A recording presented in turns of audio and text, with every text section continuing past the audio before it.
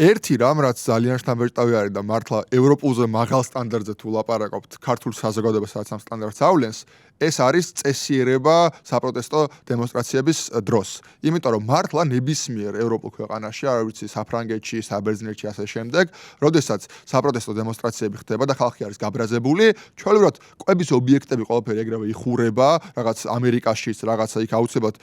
რაღაც ცდილობენ რომ ვიტრინები გადაარჩენოთ, რომ ხალხმა არ ჩალეწოს, რამე არ მოიპარონ და ასე შემდეგ. რამდენი კვირა, რამდენი თვეა, უკვე რამდენი ასეული დემონსტრაცია ჩატარდა, ერთი ინციდენტი მაინც რამე მსგავსი მოხდა.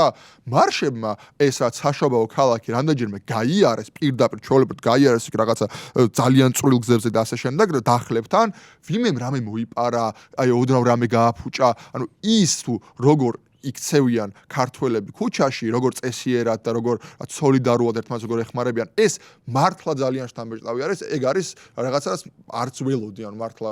გამიკვირდა და სასიამოვნოდ გამიკვირდა და მართლა სიამაყეს გზნობა გიშდა, როცა ხედავ როგორ იქცევა ეს ხალხი ქუჩაში და მართლა გიშდება განცდა, რომ თუ ჩვენ ეს შეგვიძლია და თუ ასეთი წესიერები ვართ ამ ნაწილში, ეს ნიშნავს, რომ სხვა მიმართულებითაც შეგვიძლია რომ გამივითარდეთ და სხვა მიმართულებითაც შეგვიძლია რომ თუ საშუალება მოგვეცა, მართლა სერიოზული შედეგი დავდოთ.